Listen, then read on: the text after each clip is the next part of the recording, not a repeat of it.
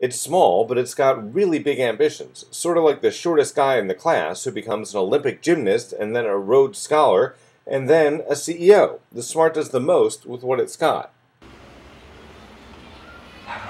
Now, the microcar division of Mercedes is rolling back the top on its latest achievement, an electric car program. Well, we're standing in front of the Smart Electric Drive vehicle, and we look forward to bringing it to the marketplace. Jill Lajak is the president of Smart USA.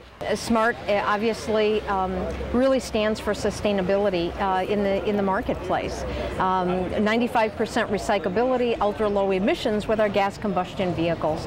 So we're thrilled to now be bringing electric technology to the marketplace. The Smart brand started in the early 90s as a joint venture between Swiss watchmaker Swatch and Mercedes-Benz. The first Smart rolled off of a French assembly line in 1998. That same year, the company became a wholly owned subsidiary of Mercedes-Benz, and Swatch went back to making watches. Smart started selling cars in the States 10 years later.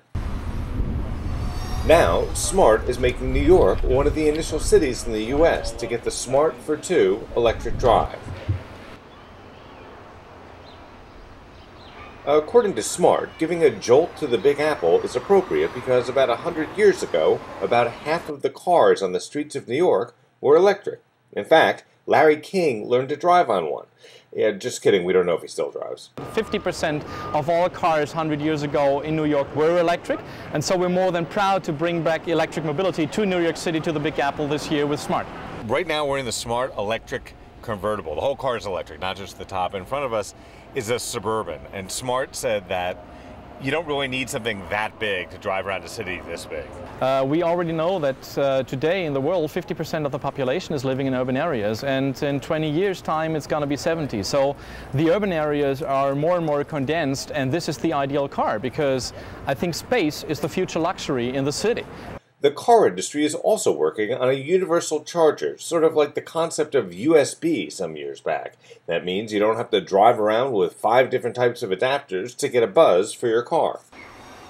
From a buzz to a rush, the Smart Fortwo Electric Drive is available as a coupe or a convertible. The only other electric convertible I can think of is the Tesla, which is about $100 grand. By the way, Smart licensed the batteries from Tesla since they seem to work pretty well on that first one on the gated block vehicle. And while some people are turned on by a throaty V8, the Smart Electric is more for quiet achievers. This is the electric Smart Fortwo. The loudest sound right now, the ticking of the turn signal.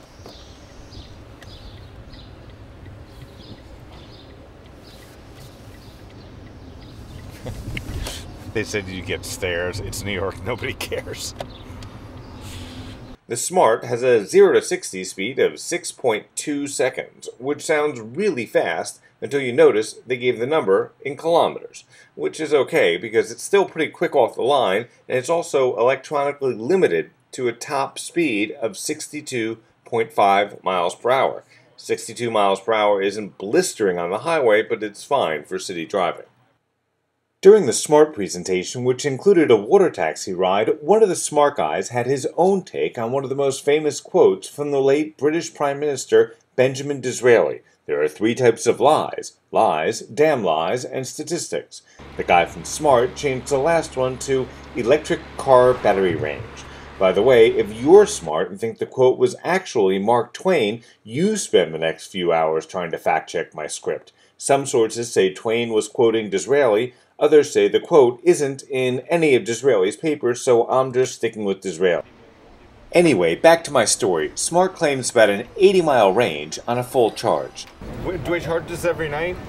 It depends on your driving characteristics. We know that many people in North America, the average that people drive is 40 miles a day.